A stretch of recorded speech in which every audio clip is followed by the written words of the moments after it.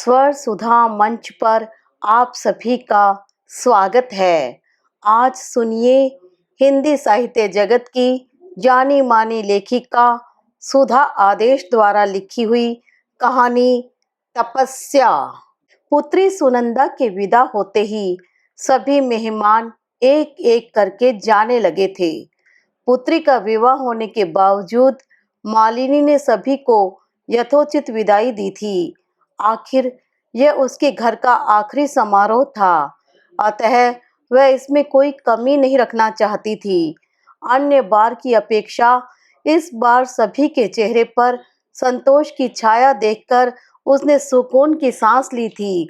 जिद करके उसने बुआ सास को जाने से रोक लिया था, वरना सुनंदा के जाने के पश्चात आए सूनेपन को सहना उसके और मानस के लिए कठिन हो जाता।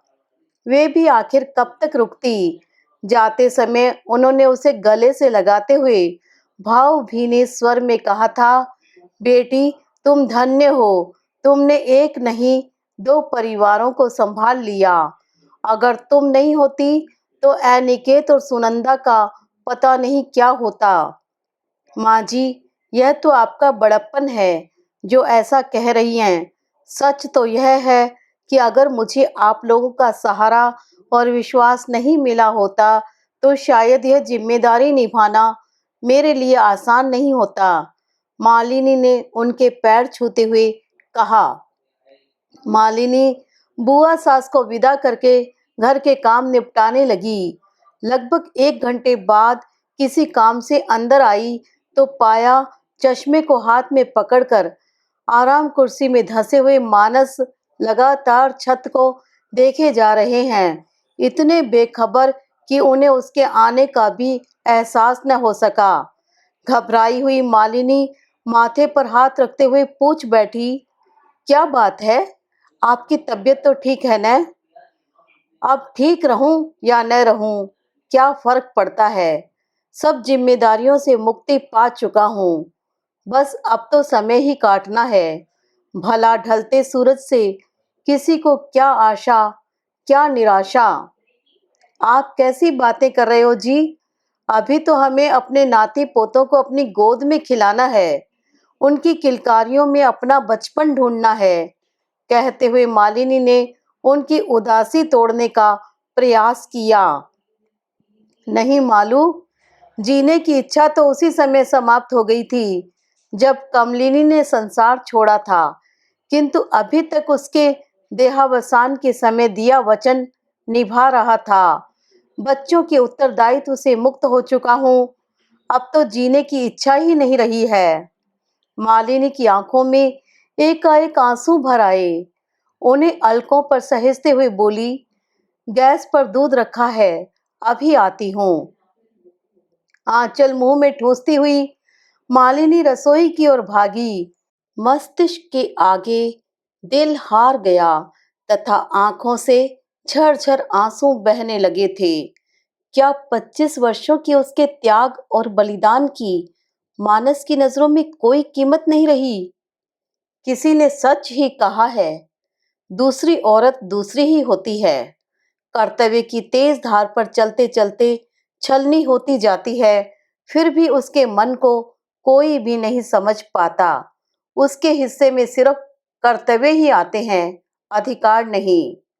पुरुष जिस अहंकार से अपने पहले प्यार को दूसरी पत्नी के समक्ष प्रस्तुत करता रहता है, बिना यह जाने कि उसकी आत्म स्वीकारोक्ति से कौन कितना आहत हो रहा है, क्या औरत भी उतनी ही बेबाकी से अपने पहले प्यार की स्वीकारोक्ति कर पाती है?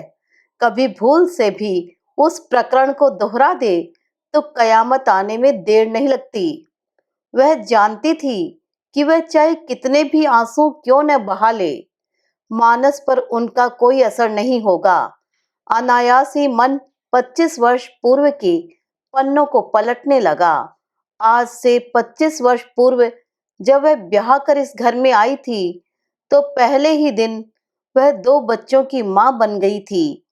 अभी वह ढंग से बैठ भी नहीं पाई थी कि बुआ सास दमयंती ने 8 वर्षीय अनिकेत तथा 4 वर्षीय सुनंदा को उसे सौंपते हुए कहा था। तुम तो जानती ही हो, बेटी की छोटी उम्र में ही इनके ऊपर से माँ का साया उठ गया है। बेचारे अभी तक इधर उधर ही भटकते रहे हैं।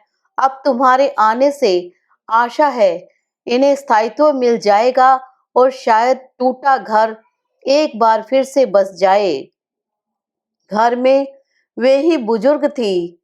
मानस के माता पिता का स्वर्गवास काफी पहले ही हो चुका था तथा दोनों भाइयों मानस और मानव की परवरिश भी बुआ के घर ही हुई थी। अतः सब उनको अत्यंत मान सम्मान देते थे।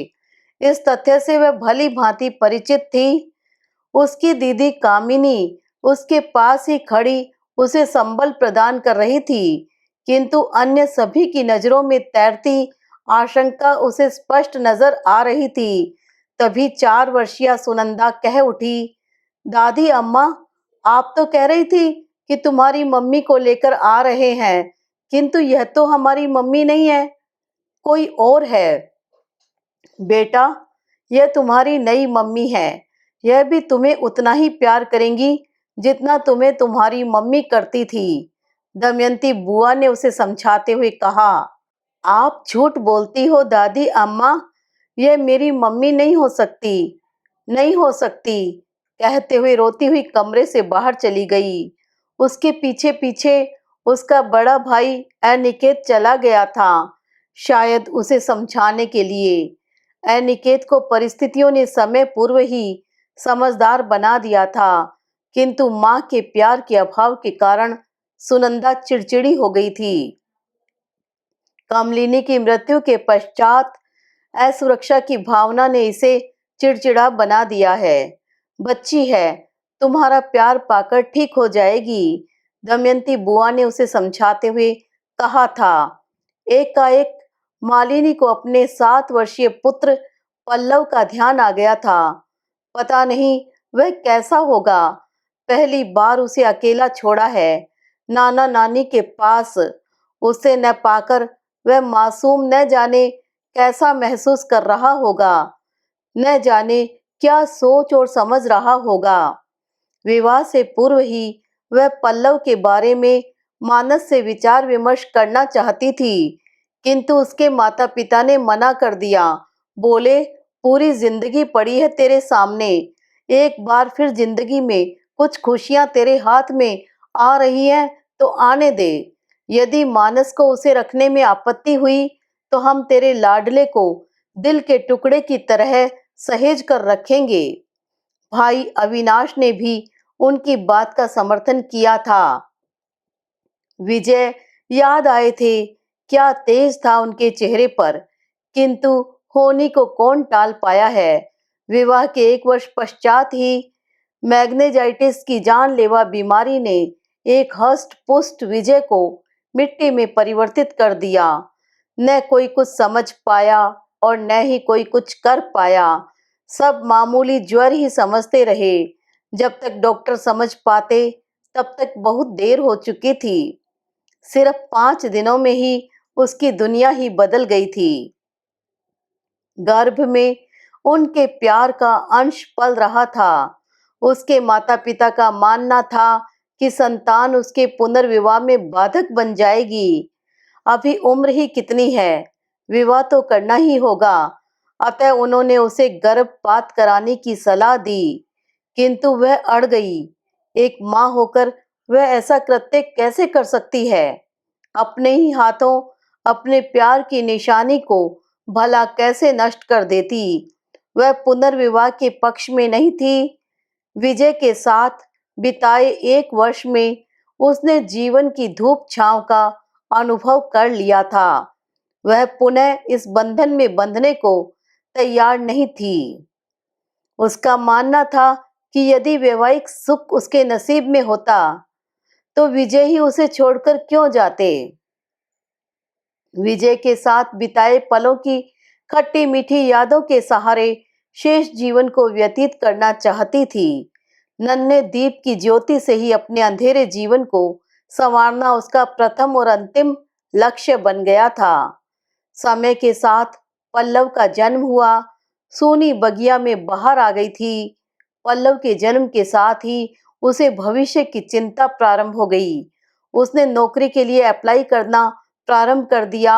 आखिर उसे एक कंपनी से नौकरी का ऑफर मिला, लेकिन पल्लव के छोटा होने के कारण वह असमंजस में थी कि वह इस ऑफर को स्वीकार करे या न करे। उसकी मनस्थिति को समझकर उसके पिता ने उसे समझाया था, पल्लव की देखभाल तुम्हारी माँ कर लेगी। आज की परिस्थिति में तुम्हारे लिए नौकरी अत्यंत आवश्यक है। स्वयं को व्यस्त रखने का एक जरिया भी है। आत्मनिर्भर बनकर न केवल तुम अपना खोया आत्मविश्वास लौटा पाओगी, वरन बाहर की दुनिया में व्यस्त रहकर कुछ क्षणों के लिए जीवन में आई रिक्तता को भूलकर आत्मसंतोष के साथ जीवन व्यतीत कर पाओगी। उसने नौकरी ज्वाइन कर ली थी। समय के साथ उसे स्वयं अनुभव होने लगा था कि इस दुनिया में एक सुंदर और जवान स्त्री का रहना उतना आसान नहीं है जितना उसने सोचा था। यदि कहीं वह अकेले जाती तो उसे लगता झट अड़ोस पड़ोस की खिड़कियां खुल जाती तथा पर्दों के पीछे छिपी अनगिनत निगाहें उसका पीछा करती रहती। कभी विजय का कोई सहयोगी परिवार सहित भी उससे मिलने आता तो व्यंग्यात्मक लहजे में कही बातें उसका दिल छलनी कर जाती। यह वही औरतें थी जो कहने को तो अत्याधुनिक होने का दिखावा करती थी, किंतु उनकी सोच पुरातन पंथी ही होती थी। वह उनके शब्दों में छिपे विष को महसूस कर असहज होने लगी थी। कभी कभी वह सोचती कि औरत ही औरत की दुश्मन क्यों बन जाती है। क्यों एक स्त्री दूसरी स्त्री को ढंग से पहनते ओढ़ते नहीं देख सकती। इस बीच उसके माता पिता ने उसके विवाह की बात चलानी चाहिए, किंतु उसने दृढ़ता से मना कर दिया था। किसी के साथ तन मन के साथ जुड़ना इतना आसान नहीं होता। उसके भारतीय संस्कार ही उसे चुनौती दे रहे थे। क्या अग्नि के समक्ष ली गई प्रतिज्ञा को तोड़ पाना इतना सहज है? क्या किसी की यादों को फूल के समान तोड़ा मरोड़ा जा सकता है? समय को रोक पाना संभव नहीं है। वह तो जीवन में आए आंधी तूफानों से बेखबर निरंतर अपनी निश्चित गति से चलता रहता है। एक दिन वह ऑफिस से आई तो देखा कि माता पिता दोनों ही उदास बैठे हैं। कारण पूछने पर पता चला कि दीदी की देवरानी कमलिनी बुरी तरह जल गई है। पता नहीं कैसे कुकिंग गैस लीक होने लगी। रात्रि को बेटी सुनंदा के लिए दूध बनाने के लिए किचन में गई। लाइटर जलाते ही आग फैल गई, जिसके कारण वह बुरी तरह जल गई है। उसके देवर के हाथ भी आग को बुझाने के प्रयास में बुरी तरह झुलस गए हैं। सूचना प्राप्त कर वह भी बेचैन हो उठी थी। कमलिनी को उसने दीदी के बड़े बेटे अंकुर के जन्म के समय देखा था। 5.5 फीट की गोरी चिट्टी तथा व्यवहार कुशल महिला से वह भी काफी प्रभावित हुई थी। अभी वह सोच ही रही थी कि फोन की घंटी टनटना उठी। किसी अनहोनी की आशंका से सभी कांप उठे। उनका अंदाजा सही निकला। फोन पर कमलिनी के देहावसान की सूचना थी। होनी को कोई टाल नहीं सकता, किंतु रस्में तो निभानी ही पड़ती हैं। दुखद समाचार सुनकर माता पिता शोक जताने चले गए। सच इंसान भविष्य के लिए कितनी बड़ी बड़ी योजनाएं बनाता है, छल कपट कर उनको पूर्ण करने की चेष्टा करता है। किसके लिए? जबकि जीवन के अगले पल का भी किसी को पता नहीं है। मन न जाने कैसा कैसा हो आया था। मम्मी पापा लौटे तो उदास थे। कच्ची गृहस्थी थी। 8 वर्षीय पुत्र अनिकेत और 4 वर्षीय पुत्री सुनंदा। एक स्त्री अबला होते हुए भी ऐसी स्थिति में घर बाहर दोनों में सामंजस्य स्थापित कर बच्चों की परवरिश उचित रूप से कर लेती है। वहीं सबल कहलाने वाला पुरुष समान परिस्थितियों में एकदम टूट जाता है, क्योंकि बच्चों की तथा घर की देखभाल की जिम्मेदारी आज भी हमारे समाज में स्त्री की ही समझी जाती है। जाने वाली तो चली गई, किंतु अपने पीछे 3 मासूमों को छोड़ गई जो उसके ऊपर पूर्णतया निर्भर थे। मानव तो अंतिम क्रिया के कुछ दिनों पश्चात ही बच्चों के साथ चले गए थे, क्योंकि अंकुर एवं स्मिता की बोर्ड की परीक्षाएं प्रारंभ होने वाली थी। फिर भी दीदी कामिनी मानस एवं बच्चों को इस हालत में छोड़कर नहीं जा पाई।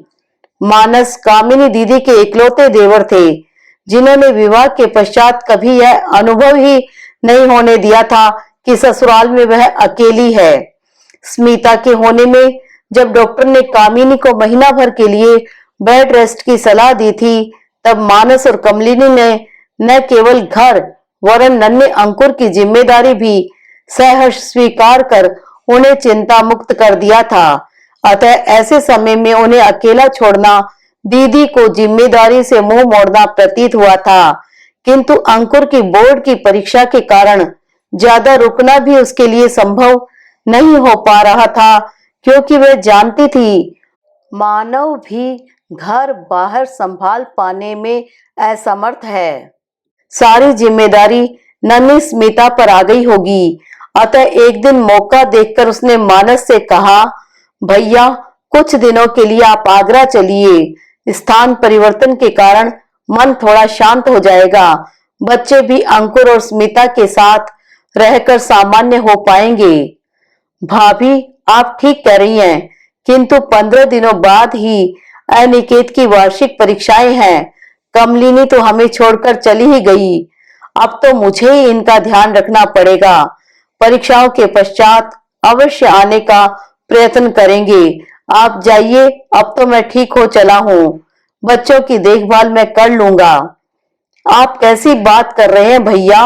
अनिकेत और सुनंदा की परीक्षाओं का तो मुझे ध्यान ही नहीं रहा। बच्चों को परीक्षा दिलाकर ही हम सब चलेंगे, कामिनी ने प्रायश्चित युक्त स्वर में कहा था, क्योंकि उसे लगा था कि दुख की इस घड़ी में भी वह सिर्फ अपने तथा अपने बच्चों के बारे में ही सोच रही है। भाभी अब तो हमें कमलिनी के बिना रहने की आदत डालनी ही होगी। अंकुर की बोर्ड की परीक्षा है, आप निश्चित होकर जाइए। बुआ जी ने आने के लिए लिखा है, अभी अभी पत्र आया है। पत्र उसकी ओर बढ़ाते हुए मानस ने कहा, बुआ जी, उसकी बुआ सास जो अपनी बहू आनंदिता की डिलीवरी के कारण नहीं आ पाई थी, 1 हफ्ते पश्चात आने वाली है। जानकर कामिनी कुछ दिन और रुक गई। उनके आने के पश्चात ही वह अपने घर गई, किंतु जब जब उसे उन मासूम बच्चों का ख्याल आता, तब मन बेहद उदास हो जाता था। बच्चों की परीक्षाएं समाप्त हो गई थी। मानस और बच्चों के प्रोग्राम के बारे में पूछने के लिए फोन करने ही वाली थी कि बुआ जी का पत्र आ गया। लिखा था, बेटी मानस बहुत ही अकेला हो गया है, उसकी चुप्पी सहन नहीं होती। उसके व्यवहार के कारण बच्चे भी डरे डरे से रहते हैं। परीक्षा के बाद दोनों को मैं अपने साथ ले जा रही हूँ, लेकिन ऐसा कब तक चलेगा? यदि तुम्हारी नजर में कोई लड़की हो तो बताओ। मैं जानती हूँ कि मानस पुनर्विवाह के लिए शीघ्र तैयार नहीं होगा, लेकिन उसे समझाने की जिम्मेदारी मेरी है। टूटा घर एक बार फिर बस जाए तो चैन से जी सकूं। यद्यपि बुआ जी ने स्पष्ट तो कुछ भी नहीं कहा, किंतु अप्रत्यक्ष रूप से उनका इशारा मालिनी की ओर ही था। कामिनी को भी कुछ दिनों से ऐसा ही महसूस हो रहा था। यदि मानस और मालिनी मान जाएं, तो 2 उजड़े हुए घर फिर से बस सकते हैं। बच्चों को माता पिता दोनों का प्यार मिल सकता है, जो बच्चों के मानसिक एवं शारीरिक विकास के लिए अत्यंत आवश्यक है। बच्चों की परीक्षा के पश्चात वह मायके गई, तो मालिनी के विवाह की बात उसने अपने मम्मी पापा से कही, तो उन्हें भी लगा कि यदि मालिनी मान जाए तो वे भी निश्चिंत हो जाएंगे। लेकिन मालिनी को समझा पाना इतना आसान नहीं था। कामिनी उपयुक्त अवसर की तलाश में थी, लेकिन समझ नहीं पा रही थी कि कैसे बातें प्रारंभ की जाएं। मालिनी की तटस्थता देखकर कुछ कहने का साहस नहीं जुटा पा रही थी। वह भी अपने ही देवर के बारे में, कहीं वह कोई अन्य अर्थ न लगा ले। यहाँ तक कि उसको लेने के लिए मानव भी आ गए। मानव के साथ अंकुर, स्मिता और पल्लव का रोज घूमने जाना तथा अपनी मनपसंद चीजें खरीदना मासूम पल्लव के लिए अनहोनी बात थी। पल्लव को देखकर कभी-कभी लगता कि उसका बचपना कहीं खो गया है। यहाँ तक कि मालिनी भी अपने जीजाजी के साथ पिछले कुछ वर्षों से उतनी सहजता से बातें नहीं कर पाती थी। मानव के आने के पश्चात वह इस बार और भी उदास और खोई-खोई लग रही थी। मानव और कामिनी के जाने के दिन पास आने लगे थे। मालिनी की इसी मनस्थिति का फायदा उठाकर एक दिन कामिनी ने कहा, मालू, जिंदगी को सहजता से ले। माना तू विजय को बहुत चाहती थी तथा उसकी यादें अभी भी तेरे दिल में बसी हैं, लेकिन उन यादों के सहारे तो जीवन काटा नहीं जा सकता। यह सत्य है कि तू अभी जवान है, सुंदर है, आत्मनिर्भर है, अकेले रह भी सकती है, किंतु तब क्या होगा जब तुम आईने के सामने आने से डरने लगोगी? माँ पिताजी कब तक तुम्हारा साथ देंगे? माना आज अविनाश तुम्हारे दुख से दुखी तथा तुम्हारे सुख से सुखी होता है, लेकिन क्या भरोसा कि कल वह अपने दायित्वों के बोझ से दबकर मुख नहीं मोड़ लेगा। पल्लव की ओर देख, छोटी सी उम्र में ही वह कैसा हो गया है, सहमा सहमा सा, चुपचाप अपने अंत कवच में कैद। पुनर्विवाह करने से न केवल पल्लव को पिता का प्यार मिल जाएगा, वरन दो मात्रहीन बच्चों का जीवन भी संवर जाएगा। फिर यह रिश्ता तो मेरा जाना पहचाना है। तू मानस के साथ सुखी रहेगी, यह मेरा विश्वास है। आंचल में आए फूलों को मुरझाने मत दे मेरी बहना। वैसे कोई जल्दी नहीं है, सोच समझकर उत्तर देना। कामिनी की बात सुनकर मालिनी को भी लगने लगा था, जीवन एक समझौता ही तो है।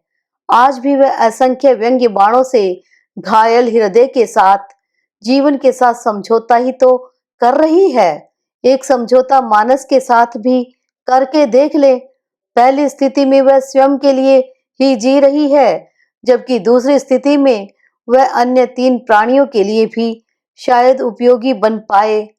पल्लव को भी शायद पिता का तथा भाई बहन का प्यार मिल जाए। यह सच है कि वह विजय की यादों को, उसके साथ बिताए पलों को कभी भूल नहीं पाएगी। पर मन मंदिर में अपने इष्ट देव की मूर्ति की स्थापना करके कर्तव्य पथ पर अग्रसर तो हो ही सकती है। उसकी स्वीकृति प्राप्त होते ही एक सीधे साधे समारोह में उसका मानव से विवाह हो गया। उसने घर में प्रवेश किया था एक लजीली शर्मीली दुल्हन की तरह नहीं, वरन कर्तव्य की तेज धार पर स्वयं को बलिदान करने के लिए। वैसे तो मानस भी इस विवाह के लिए तैयार नहीं थे, किंतु लोगों के समझाने पर उन्हें भी लगने लगा था कि पुनर्विवाह करना ही बच्चों की उचित परवरिश के लिए श्रेयस्कर होगा। बच्चों को इधर-उधर भटकते देखकर वह भी व्यथित हो चले थे। मानस के कहने पर वह पल्लव को भी ले आई थी। अनिकेत और सुनंदा से उसने पल्लव को अपने पास सुलाने के लिए कहा, तो दोनों ने यह कहकर मना कर दिया कि उनके कमरे में जगह नहीं है। अपने पास सुलाना चाहा तो मानस अप्रसन्न लगे। यद्यपि उन्होंने कुछ कहा नहीं था, पर पुरुष बिना कुछ कहे ही अपने हाव भावों से बहुत कुछ कह देता है। नारी पुरुष के इस व्यवहार को समझने में पूर्णतया सक्षम होती है। शायद नारी की यही सक्षमता कई बार घर में किसी अनहोनी को जन्म लेने से पहले ही रोक लेती है। यही उसके साथ हुआ। अंत में उसने पल्लव के सोने की व्यवस्था ड्राइंग रूम के दीवान पर कर दी। एक दिन वह रात्रि में पानी पीने के लिए उठी तो देखा पल्लव दीवान के कोने में बैठा डर के कारण कांप रहा है। अपने दिल के टुकड़े की यह दशा देखकर मन रोने रोने को हो आया था। उसे दिलासा देते हुए पूरी रात्रि उसके सिरहाने बैठे बैठे काट दी तथा सुबह होने से पहले ही अपने कमरे में चली गई। प्यार, वह भी चोरी चोरी। पल्लव भी नए घर में डरा डरा सहमा सहमा रहता था। अनिकेत और सुनंदा उसे बातें नहीं करना चाहते थे। मानस कभी करते भी तो न वे सहज हो पाते और न ही पल्लव। उसने अपना संपूर्ण प्यार सुनंदा और अनिकेत पर न्योछावर करने का प्रयास किया, किंतु फिर भी वे उससे कटे-कटे ही रहते। अनिकेत समझदार था, वह उसकी प्रत्येक बात मान लेता था, बिना नानुकुर किए खा लेता था, किंतु सुनंदा हर बात में मीन मेख निकालती। एक दिन तो हद ही हो गई। वह और मानस बेडरूम में बैठे किसी समस्या पर विचार विमर्श कर रहे थे कि अचानक सुनंदा आकर बोली, आप उठिए पलंग से, यह मेरी माँ का है, इस पर आप बैठ नहीं सकती, इस पर केवल मेरी माँ ही बैठ सकती है, दूसरा और कोई नहीं। सुनंदा का आक्रोश देखकर वह खड़ी हो गई। मानस भी समझ नहीं पाए कि ऐसी स्थिति कैसे उत्पन्न हो गई। थोड़ा संभल कर धीरे से बोले, बेटा, यह भी तो तुम्हारी मम्मी जैसी है, तुम्हें प्यार करती है, तुम्हारी देखभाल करती है। मम्मी जैसी ही है, मम्मी तो नहीं। और प्यार, प्यार तो ये अपने बेटे पल्लव से करती हैं, हमें नहीं। तिरस्कार से उसने उसे देखते हुए कहा था। मालिनी के आंसू थमने का नाम ही नहीं ले रहे थे। न जाने कहां से उसके मन में आ गया था कि पल्लव उसका बेटा है और वे दोनों सौतेले। शायद समाज के उड़ते विष दंतों का जहर फैलने लगा था। परिस्थितियों से समझौता करने के प्रयास में दिल छलनी होने लगा था, किंतु चाहते हुए भी वह कुछ भी नहीं कर पा रही थी। धीरे धीरे उसे एहसास होने लगा था कि उसके लगातार प्रयास करने के बावजूद अन्य सभी की उपेक्षा के कारण पल्लव हीन भावना से ग्रसित होने लगा है, जो उसके स्वस्थ विकास में रुकावट बन सकता है। इसका असर उसके रिजल्ट पर भी पड़ने लगा है। पिछले 1 वर्ष से उसके हर विषय में बहुत कम नंबर आ रहे हैं। आखिर दिल पर पत्थर रखकर उसने पल्लव को हॉस्टल में रखने का प्रस्ताव मानस के सम्मुख रखा। उसकी बात सुनकर वह बौखला ही गए, किंतु घर की विकट होती जा रही परिस्थितियों में इसके अतिरिक्त कोई अन्य उपाय भी नजर नहीं आ रहा था। उसके अति आग्रह करने पर मानस ने पल्लव को बोर्डिंग स्कूल में डालने की आज्ञा दे दी। पल्लव अपने कलेजे के टुकड़े को अलग करते हुए दिल में अनेक नागफनी चुभे थे। स्वयं से नफरत होने लगी थी। स्वयं के सुख के लिए उसने दूसरा विवाह तो कर लिया, पर दूसरे के बच्चों के साथ न्याय करने के चक्कर में वह अपने कोख जाए पर ही अन्याय करने जा रही है। पर वह करे भी तो करे क्या? जब ओखली में सिर डाल ही लिया है तो मूसल तो सहने ही पड़ेंगे, चाहे उस मार से शरीर और दिल लहूलुहान हो जाए। पर उफ करने पर यह बेरहम दुनिया उसकी वफादारी पर संदेह ही करेगी। पल्लव भी बिछड़ते हुए बहुत रोया था। उसे रोते देखकर उसका दिल भी रो रहा था, पर शरीर पत्थर बना उसे समझाने में नाकाम सिद्ध हो रहा था। उस समय 10 वर्षीय पल्लव से बस इतना ही कह पाई, मुझे क्षमा करना बेटा, पर मैं जो कर रही हूँ तेरे भविष्य के लिए शायद यही उचित है। वार्डन के हाथों उसे रोता हुआ छोड़कर वह लौट आई थी। उसके फैसले पर उसके परिवार में भी विरोध हुआ। उसके माता-पिता ने पल्लव को अपने साथ रखना चाहा, किंतु उसने स्पष्ट शब्दों में कह दिया कि उसने उनका कहना मानकर दूसरा विवाह तो कर लिया, किंतु अब उसे अपनी समस्याओं को स्वयं सुलझाने दें। जिंदगी के साथ किए समझौते को निभाने की नाकाम कोशिश कर रही थी, पर विषम से विषम हालात में भी वह नौकरी नहीं छोड़ना चाहती थी। कभी किसी पल यदि मानस ने पल्लव के ऊपर हो रहे खर्चे को लेकर कुछ कह दिया तो शायद वह सहन नहीं कर पाएगी। अपनी इस मनस्थिति से उसने मानस को भी अवगत करा दिया था। मानस ने भी उसकी इच्छा का आदर किया था, किंतु उसकी नौकरी की वजह से किसी को कोई कष्ट न हो, इसका वह विशेष ध्यान रखती थी। बच्चों की हारी बीमारी में सदा उसी ने छुट्टी लेकर उनकी सेवा शुश्रूषा की, कभी भी मानस को शिकायत का अवसर नहीं दिया। धीरे धीरे पल्लव भी उसकी स्थिति को समझने लगा था, अतः धीरे धीरे उसने हॉस्टल के नियमों के अनुसार स्वयं को ढालना प्रारंभ कर दिया था। मालिनी को जब भी मौका मिलता उससे जाकर जरूर मिल आती। उसे संतोष सिर्फ इतना था कि अब वह अच्छे अंकों से उत्तीर्ण होने लगा था। पल्लव को हॉस्टल भेजने के कारण सुनंदा की उसके प्रति कड़वाहट कुछ कम होने लगी थी। धीरे धीरे अनिकेत और सुनंदा भी उसके महत्व को समझने तथा आदर देने लगे थे। यद्यपि उन्होंने कभी उसे माँ कहकर नहीं बुलाया।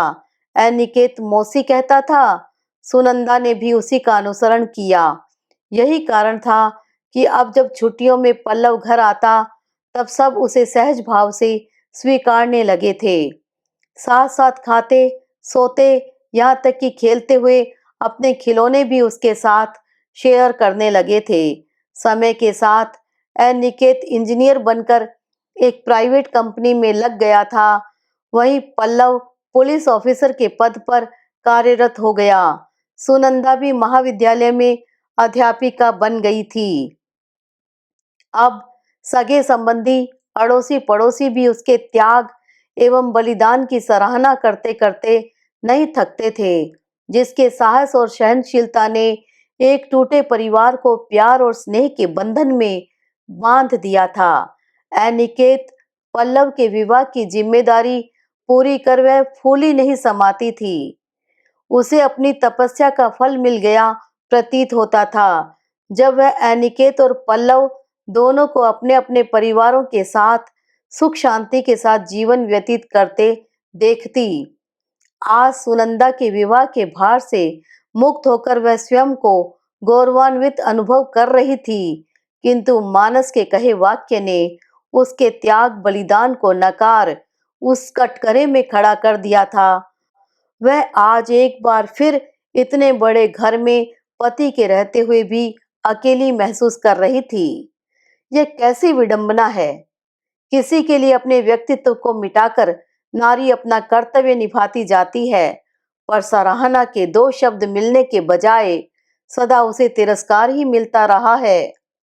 क्या पुरुष ही प्यार करना जानता है, एक स्त्री नहीं? यदि मानस ने अपनी पत्नी खोई, तो क्या उसने अपना पहला प्यार नहीं खोया था? वह चाहती तो विवाह करके अनिकेत और सुनंदा के व्यक्तित्व को नकार कर सिर्फ पल्लव के लिए जी सकती थी। क्या कर लेते वह? पर जब उसने ऐसा नहीं किया, तो मानस ऐसा क्यों नहीं कर पा रहे हैं? उनकी इस विरक्ति, स्वीकारोक्ति ने और किसी का नहीं, उनकी जीवन संगिनी का दिल तोड़ा है। क्या वे कभी समझ पाएंगे? पुरुष शायद पाना ही जानता है, देना नहीं। अपना सब कुछ न्योछावर करने के पश्चात मानस की इस मानसिकता ने उसके स्व को आघात पहुंचाया था, पर हमेशा की तरह इस बार भी उसने चुप रहना ही श्रेयस्कर समझा। मानस अवकाश प्राप्त जीवन व्यतीत कर रहे थे। धीरे धीरे दिन गुजर रहे थे। सुनंदा के विवाह को 15 दिन बीत गए थे, किंतु अभी तक उसका कोई समाचार नहीं मिला था। पता नहीं क्यों उसे उसकी बेहद याद आती थी। भले ही वह उसकी कोख जाई नहीं थी, किंतु पाला तो उसने ही था। प्यार का यह बंधन स्वाभाविक ही था, चाहे हमारा समाज इसे मान्यता दे या न दे। मन नहीं माना तो उसने उसकी ससुराल उसका हालचाल लेने के लिए फोन किया। पता चला कि वे लोग घूमने गए हैं।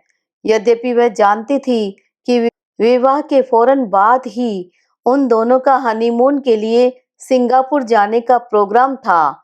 वैसे भी लड़के लड़कियां विवाह के प्रारंभिक दिनों में एक दूसरे में ही इतना खोए रहते हैं कि दुनिया जहान की उन्हें चिंता ही नहीं रहती।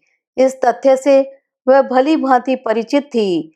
फिर व्यर्थ की चिंता क्यों सोचकर मन को बहलाया। सर्द जाड़े का दिन था। मानस धूप का आनंद ले रहे थे तथा मालिनी किचन में दोपहर के खाने की तैयारी में व्यस्त थी कि मानस की आवाज आई। कहाँ हो मालू? सुनंदा का फोन है, तुमसे बातें करना चाहती है। तत्परता से उसने फोन का रिसीवर हाथ में पकड़ा। कानों से आवाज टकराई, मम्मा, आई बैडली मिस यू। मेरे मुंह से मम्मा सुनकर आप चौंकी होंगी, किंतु आज आपसे दूर रहकर ही महसूस कर पा रही हूँ कि मैं आपको कितना चाहती हूँ। मैंने आपके साथ सदा बुरा बर्ताव किया, लेकिन आपने सदैव मुझे अपने आंचल की छत्र छाया प्रदान की। मुझे क्षमा करना माँ। इस बार हम पल्लव एवं अनिकेत भैया और अंजना और करुणा भाभियों के साथ मिलकर होली का त्योहार मनाएंगे। राजीव भी आएंगे। आंखों से एक बार फिर झरझर आंसू बहने लगे थे, लेकिन आंसुओं आंसुओं में भी अंतर होता है। आज समझ पाई। स्वयं को संभाल कर बोली, बेटा क्षमा कैसी, तुम मेरी बेटी हो, बेटी रहोगी। बच्चे माँ से तथा माँ अपने बच्चों से बहुत दिनों तक दूर नहीं रह सकती। हमें भी तुम्हारी बहुत याद आ रही है। होली को तो अभी महीना भर है। समय निकाल कर राजीव जी के साथ आकर मिल जाओ, हमें भी संतोष मिलेगा। ठीक है माँ, कोशिश करूंगी। अच्छा, फोन रखती हूँ, लगता है राजीव आ गए हैं।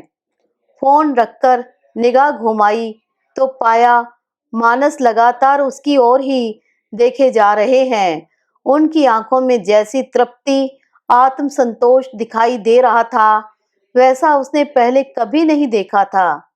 एकाएक उसे लगा मानो संसार की सारी खुशियां अचानक उसके दामन में समा गई हैं। उसकी वर्षों की तपस्या पूरी हो गई है। अभी आप सब सुन रहे थे हिंदी साहित्य जगत की जानी मानी लेखिका सुधा आदेश द्वारा लिखी कहानी तपस्या। आशा करती हूँ कहानी आपको अवश्य पसंद आई होगी।